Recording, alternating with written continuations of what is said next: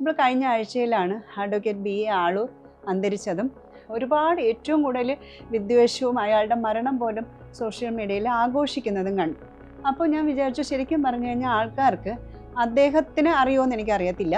As A person എനിക്ക് അയാളെ വ്യക്തിപരമായി അറിയില്ല. ഒരു അഭിഭാഷക എന്നുള്ള നിലയ്ക്ക് അദ്ദേഹം അഡ്വക്കേറ്റ് ആണെന്നറിയാം. എൻ്റെ ഒരു കേസിൽ അദ്ദേഹം ഓപ്പോസിറ്റായിട്ട് വന്നെന്നറിയാം. അല്ലാതെ അദ്ദേഹത്തിൻ്റെ വ്യക്തി ജീവിതത്തെക്കുറിച്ചോ വ്യക്തിപരമായി എനിക്ക് അയാളെ അറിയില്ല. എങ്കിൽ പോലും നിങ്ങളെല്ലാവരും ഏറ്റവും കൂടുതൽ അദ്ദേഹത്തിന് അത്രയും മോശം വാക്കുകൾ പറഞ്ഞത് അദ്ദേഹം ചെയ്ത തൊഴിലാണ്.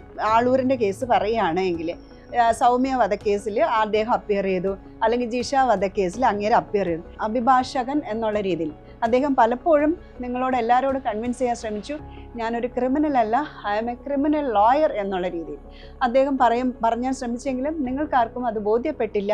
അത് കാരണമാണ് ഇപ്രകാരം നിങ്ങൾക്ക് എന്താണ് അഭിഭാഷകർ, എന്താണ് വക്കീലന്മാർ എന്ന് ബോധ്യപ്പെടുത്തുന്നത്.